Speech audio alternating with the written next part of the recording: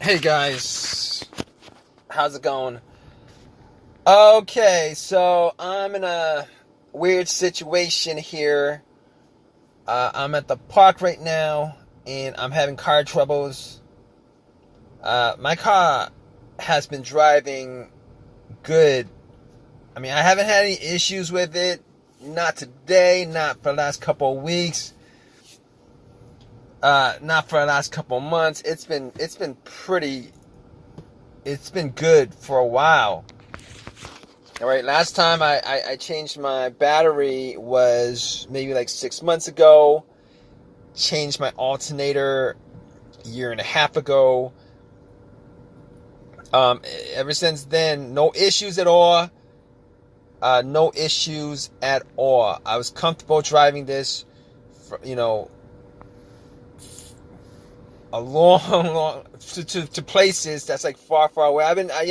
This car has been pretty much solid for me up until today. So basically, I'm at the park. I parked my car at the park and jogged around for about 2 hours, walked around, came back and tried to start it, and nothing. Like nothing. Like when I get into the car, everything works the same it's supposed to work. All the rings and sounds and stuff like that. The dash, all the lights are good. Radio turned on immediately. Blower motor works. Only problem is it won't crank. It won't crank at all. Now I've been trying to figure this out. Trying to crank it up like 15 different times. Try to crank it up, but nothing happens. So I've heard about these situations and that could be caused by a brake switch. If you guys didn't know, the brake switch is it pretty much is it's a part that turns the brake lights on when you press on the brake pedal. Also, if you guys have, yeah. So basically, I was like, maybe it's the brake switch. So I went to the back. I actually did ask somebody to check my brake switch, and I actually did take it out, to put it back in, and then I did ask somebody to check out my brakes to see if they were good, and the brake lights came on. So the brake lights came on. So it wasn't the brake switch. So I was thinking to myself, okay, maybe it's the battery. Battery is fairly brand new. Maybe it could still be the battery. It's brand new, but it could still be the battery. So I was thinking to myself, let's turn the headlights on. And the headlights were pretty bright. But this is daytime, so it's kind of hard to tell. But the brake lights were fine. All right. So, but I wasn't having issues with any of the power in the car. The brake lights were fine. So I pretty much told myself, I mean, it could still. Oh man, I'm going off track right now. This situation is actually frustrating me. What was I talking about? Brake lights. The battery. The battery was good, I thought, and I opened up the hood. I was looking at the battery, trying to see if there was anything that could cause it not to put out the amount of power needed to start the car. I noticed that there was some corrosion. It was like a bluish, whitish corrosion around the terminal, and it wasn't a lot, but just to be sure, my terminals were kind of loose, and I kind of thought that could have been the problem too, but it wasn't loose enough where something like that would have caused like a disconnect. So anyway, I was able to wiggle it a couple of times, wiggle it off, and I had a can of Coke in my car that I was going to use after this whole entire, after my exercise, but I actually poured Coke Coca-Cola, a can of Coke on the terminals just to clean them up. If you guys don't know about that, it'll fizz up the corrosion or whatever, which it did. Most of it was off. I took some paper towels, cleaned it off, and they were pretty clean. It wasn't like it was covered in corrosion. So I popped it back on the battery, and I tried to turn it back on a couple of times, and it did the same thing. Nothing happened. So basically, at that point, I was thinking to myself, if anything, it's not the battery right now. So it's not an issue with the connections to the battery. So I was like, okay, I'm gonna ask somebody to give me a jump. I did actually have somebody around, which guy asked me whether I needed any help because I had my hood up, and asked for a jump. And jumped it.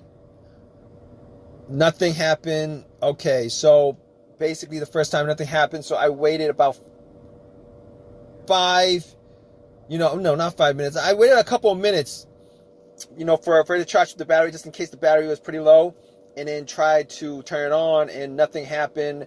At that point, I knew it wasn't the battery at that point, and on top of that, I could actually rule out the alternator, which I ruled out anyway because the car didn't die out while it was on, which happens most of the time when you have alternator issues.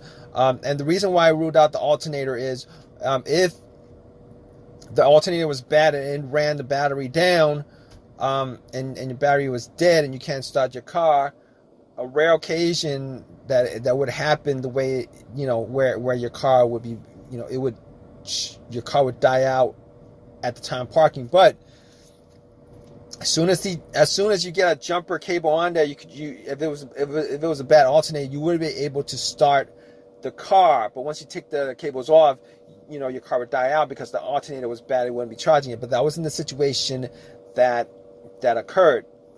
Fine. All right. I could rule out a couple of things. I could rule out the battery. I could rule out the alternator. Now, here's the thing about it. I was looking at the negative, and I've known that a negative wire that's grounded or broken off or could actually cause a bad grounding situation where it won't get enough juice to start the car. But I was looking around at following the negative line from the battery to normally. The negative line is grounded to the car, and I saw that it wasn't, there was no corrosion. It was grounded good. It wasn't cut. So I was like, okay, it's not the ground wire. It's not the ground wire. Rule that out. It's not the battery. I could rule that out. It's not the alternator. I could rule that out. So basically, I could rule all those things out at this point. Now, here's the thing about it. Every time I tried to start the car up, it would give me a click. There was like a faint click. Every time I tried to start the car, there would be a faint click. It was like a click. So I was thinking to myself, let's check out the fuse box. So I took the cover off the fuse box. I was looking at the fuses, trying to see if there's any kind of issues with, any kind of burnt issue with any of the fuses. Now, I didn't have a fuse tester with me. So I really, it was really hard to tell which fuse is burnt and which is not unless you actually went and took each fuse out and then looked at it. And some of these fuses are pretty small. See if there's any kind of burns in there. Now, I didn't have a fuse tester with me. I didn't do that. The fuses look fine to me. But here's the thing about it. Here's another thing that came across my mind. I thought it could have been maybe like the fuel line or the fuel pump. But I could pretty much rule the fuel pump out because just because there's no cranking. There's no cranking. So if it was the fuel pump that was the problem, the car would at least crank up. Now, the fact that there's no cranking, I could just rule out the a fuel issue. It's either So I was looking at the relays, see if it was the relays, and I don't think it's the relay. I ruled out the relay because I was hearing a click. Now, and that click was probably coming from the starter relay. For the most part, when you turn it on, power goes from the battery to the relay and then to the starter. So it's because I was hearing a click. Now, I didn't have somebody outside.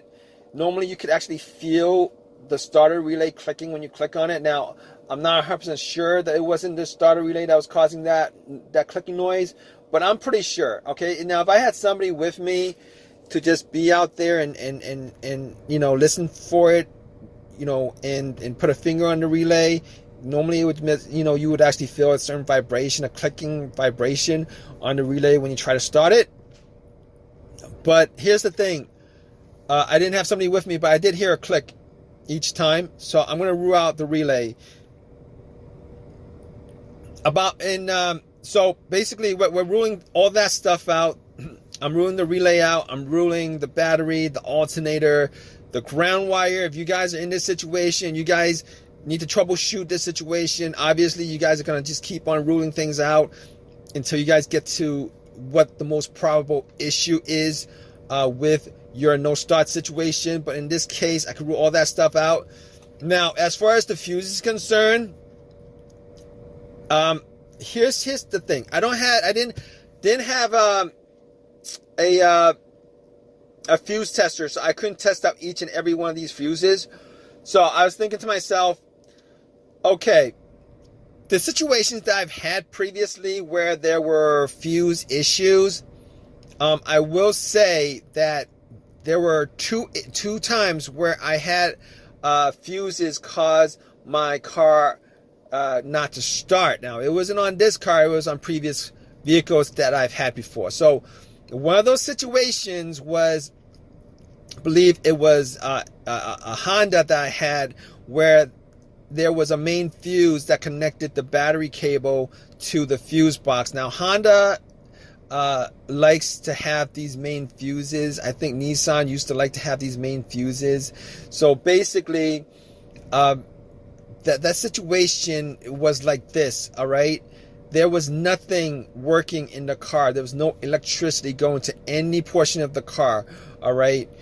The clock, the car's radio didn't work, the clock didn't work. There was no lights, there was no sounds, the alarm didn't work, power, nothing in the car worked. It was as if somebody unplugged the battery from the car. All right, so in that situation, I was looking at it. It wasn't 100% obvious what the problem was, but after putting two screwdrivers and connecting the metal part of the screwdriver together, the car started. So at that point, I knew that it was the main fuse that was the issue. But in this situation, this is not the case, because everything in this vehicle, the electricity works. It's getting full power to everything. I have no issues with any other thing that's not working at all. Okay, so it's not that fuse issue that's the problem. I could rule that out. Now, the other fuse issue that I had that caused my vehicle not to work was a blown fuse, and the blown fuse was probably the fuse to the fuel pump. It was probably a fuse to the ECM, the car's computer, PCM. All right, that situation, I was able to get the car to crank. I was able to get the car to crank, but with that situation, I wasn't able to get it to turn over. All right, and whatever fuse that was, it wasn't either getting gas so that it turned over, but the starter was cranking up, not a problem. It just wasn't able to turn over. I heard every time you crank it, it would crank, but you would just not be able to turn the car over. Obviously, This is not the same situation. Obviously, it's not the same situation because I can't get a crank out of this car at all. There is no cranking at all. There's no slow crank. This car was not trying to crank at all. No cranking sound, just a click. Nothing coming from the engine as far as noise is concerned. So I could pretty much rule out those two scenarios as far as the fuses were concerned. Now, okay, so I can rule all that stuff out pretty much. All right, not 100% on the fuses and relays because I don't have anything to test it, but I can rule all that stuff out. All I'm left with this situation is just a couple of things. One of those things would be maybe the key fob. The key fob might be keeping the car from starting, maybe a security issue, something like that. Now, I did change out the battery to my key fob couple months ago. I did change out the battery because I was having a hard time getting it to unlock from a close distance. I'd have to get it really close up. But in those instances, it didn't actually cause my car not to start. So I'm ruling that out, considering the battery is no longer, it's pretty much a brand new battery on my remote. So what I'm pretty much left with in this situation is the starter. Now, the starter on this car, I bought this car used. It's never been changed before. And now, here's the thing with it. I didn't have any kind of symptoms of this situation as far as the starter is concerned. It wasn't like I had this situation a couple weeks ago, a couple months ago, etc., and then all of a sudden, it got worse and worse and worse and worse and worse. But unfortunately, I'm thinking at this point, after ruling all those things out, I'm thinking it could probably be the starter that's causing this issue. And and it's not as an easy fix as all the other things that I've ruled out so far. But at this point, I'm not going to be able to get the car to start. Now, what I could do is, I was thinking maybe I could bump the starter, maybe take like a crowbar or something like that, a long crowbar, and start hitting it and try to start it. I haven't tried that because I don't actually have anything. I was looking around for a stick or something like that. Couldn't find a stick around the park that I could actually use for that purpose. So basically, I am stuck here in the park waiting for AAA to have to give me a tow back home so that I can sort this situation out and figure out what the problem is.